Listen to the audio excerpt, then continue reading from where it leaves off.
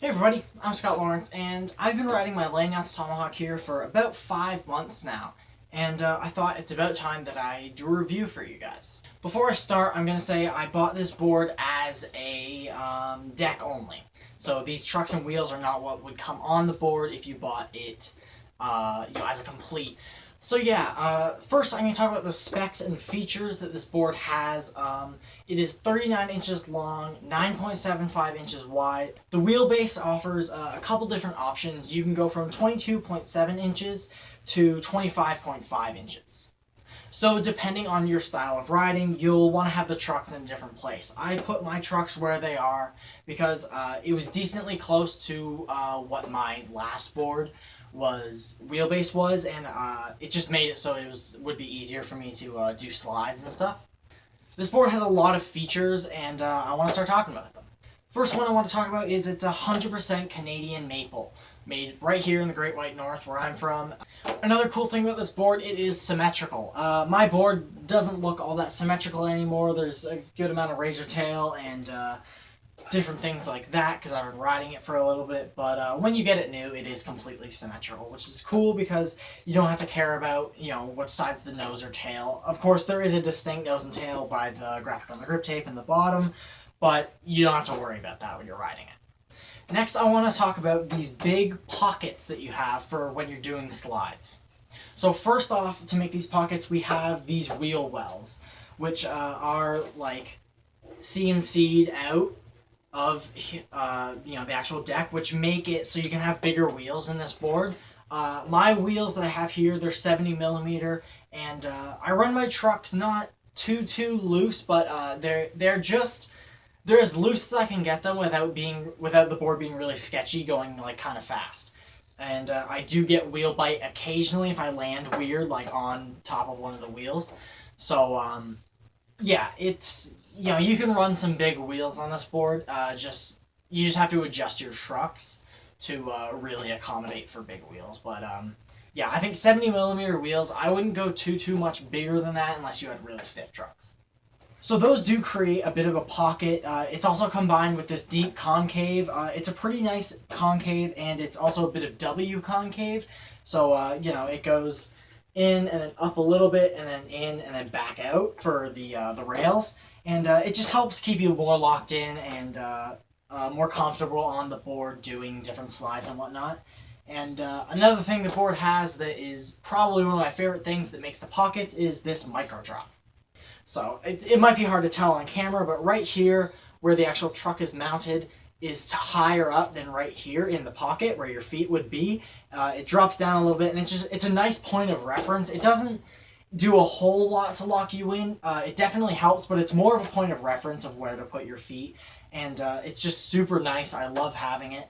And the board I had before this had no micro drop, very little concave, and when I made the switch to this board, my slides and everything were so much more controlled and locked in and better, and I loved it from the second I started using this board. Next thing I want to talk about this board is on this side, this flush mounting.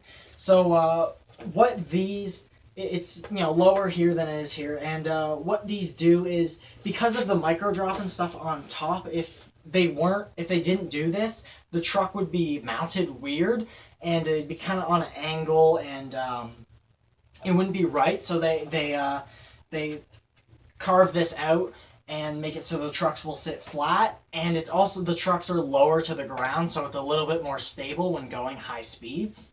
And yeah, it's pretty cool. These clips of Steven Vera right here too, he's riding this board. He's riding a Tomahawk for the majority of these clips. So yes, all these features make the board a really awesome free ride board, as you can see. Lots of cool slides, you can do downhill pretty well, and it keeps you locked in and a good feeling board when doing slides. But the other awesome thing you can do with this board is it's got these twin kicks, so you can do some tricks with this board. If you like doing freestyle, if you like popping the board up, no complies, ollies, you can hit the skate park because of this. You can just have a lot more fun, and it opens up a lot more opportunities, with this board because of these tails. Like I said, this board is 39 inches wide, and I'm not amazing at dancing or anything like that, but the little experience with dancing I have, I can do it on this board. I can do cross steps, I can do Peter Pans, pirouettes, all the different stuff like that, and it's really fun, and it's, you know, very possible on this board. This board has almost no flex, though. That's one of the things that's kind of hard to dance. Why it's kind of hard to dance on this board sometimes is because it has no flex. And that can kind of, you know, hinder your dancing. A lot of, you know, current dance boards have a lot of flex, so that's just something this board doesn't have. And I don't know, it's not too bad. It makes it really good for slides and stuff, the no flex and how stiff it and rigid it is. But if you're looking to dance, I don't think this is the board for you. Okay, so now we are going to move on to my personal opinion on the board. First off, we're going to start with looks. How does this board look to me? Honestly, I think it's a beautiful board. When I first got it, I was like in love. It looks so cool. I don't know, just looking at it, holding it down like this, and just for me looking down at it, I don't know, it just looks good, and seeing all the features and all the different things it offers, and knowing that it has a lot of possibilities and a lot of opportunity that you could have with this board. I picked this graphic specifically when I bought the board. There was like two other graphics that I could have picked from, but I picked this one because I like simplistic graphics. I don't like anything too crazy, and so this one was nice and simplistic, and I threw my stickers on here because I had a lot of stickers, and I thought I'd use them up on this, and I had these red trucks and these red wheels, and they were just what I had around, so I threw those on, and I think it looks good. I think it's a good looking board, except for once you ride it for a while.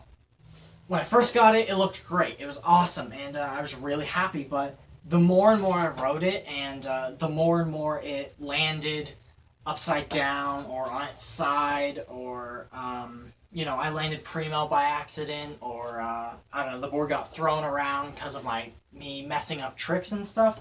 The more and more chewed up all these rails and the nose and tail, the grip tape, and everything got, and it really was like it was too bad. Like, it sucked.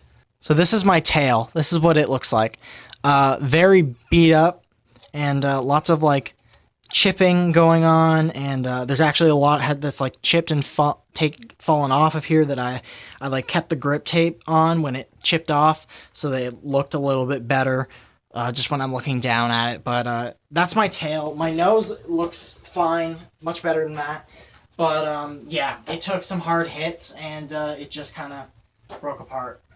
So yeah, that's my big main issue with this board is it's not very durable at all for if you are doing freestyle tricks and a lot of that, and you're still trying to learn a lot of freestyle tricks. It's not a very durable board at all because it's just wood. There's nothing to protect it. Other than that, though, I absolutely love this board. I don't do downhill too crazy much, but the speed I have gotten, this board can handle it. Sometimes it gets a little sketchy. I wouldn't go much faster than like 40 kilometers an hour.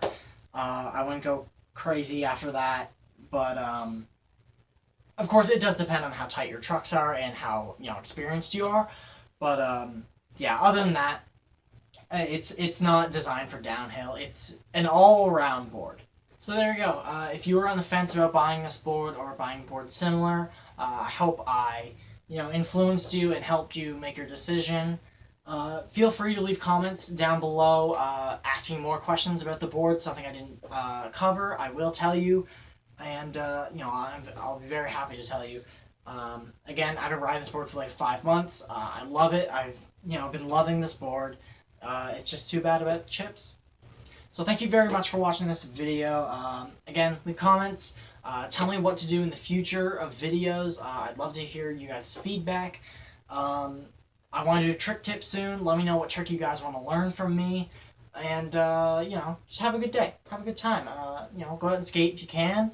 And if you can't, then get a handboard or something. There you go. This is like a handboard I got for like $1 at a dollar store. And it's great. So, if you can't skate, find something like this, or a fingerboard. And have fun with that. And I just proved that a Landyachtz Tomahawk can be used to handboard on. So, there you go. Make sure to like the video if you did like it. Subscribe, ring the bell, all that fun stuff that is down there below the video. And thank you for watching, and I'll see you in the next video.